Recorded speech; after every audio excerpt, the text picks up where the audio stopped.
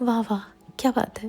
जेवणाच्या ताटात असं काहीतरी चटपटीत आणि कुरकुरीत असेल आणि ते पण झटपट होणारं, तर काय मजा येईल ना. चला बनवूया तसे फक्कड वांग्याचे काप.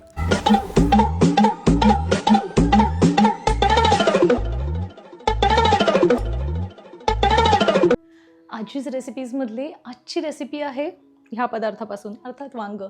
हे काळं वांगं आहे आणि हे गावठी वांगं आहे, त्यामुळे ह्यात बी कमी असते आणि खूप सॉफ्ट असं वांगं आहे.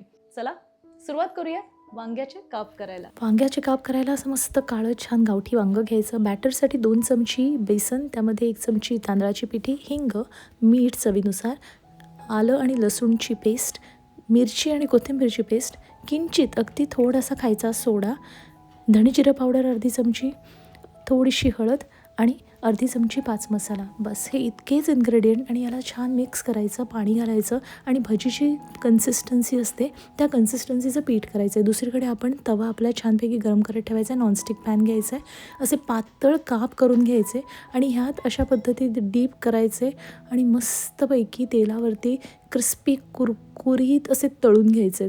बघा असं छान पातळ करून घ्यायचं आणि असं नितळवून घ्यायचं, म्हणजे अगदी जाड कोटिंग होत नाही खूपच आणि छान क्रिस्पी होतात. हे असं गरम गरम तेलावरती टाकायचे, छान व्यवस्थित रचून घ्यायचे आपल्या पॅनमध्ये.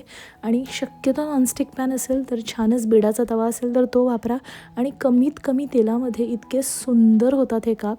तर सगळ्या साईजचे असे छोटे मोठे व्यवस्थित अरेंज करून घ्यायचे आपले काप आणि उरलेलं जे बॅटर आहे ते असं वरनं थोडं थोडं लावून घ्यायचं त्याला आणि वाफ घ्यायची. एक 2 ते 3 मिनटं वाफ याला पुरेशी असते. छानपैकी शिजतात बघा. चेक करायचं आणि थोडंसं तेल ओवाळून याला पलटी करून घ्यायचं आणि खमंग बारीक गॅसवरती करायचे, म्हणजे छान क्रिस्पी होऊन जातात. असा एक पदार्थ जो आपल्या महाराष्ट्रीयन ताटाची जान आहे खरं म्हटलं तर. अगदी साधं वरण भातसुद्धा स्पेशल करण्याची ह्याची हातोटी आहे आणि त्यासाठी असे मस्त खमंग कुरकुरीत क्रिस्पी झटपट होणारे असे हे वांग्याचे काप. खरं तर आपल्या सगळ्यांच्याच घरी हे बनतात, पण अशा पद्धतीत थोडंसं तांदळाची पिठी, हवं असेल तर थोडंसं रवा टाकायचा, पण ते न टाकता इतके छान क्रिस्पी झालेत बघा. काय छान झालेत ना. आणि असे मस्त वाफाळते गरमागरम जेवणासोबत खायचे, मग काय मजाच. मस्तपैकी झकास वांग्याचे काप खूप छान आणि क्रिस्पी झाले आहेत. टेस्ट करून बघूया.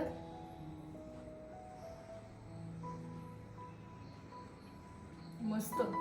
पुन्हा भेटूया पुढच्या रेसिपीसहित पुढच्या व्हिडिओमध्ये. तोपर्यंत नमस्कार, बाय.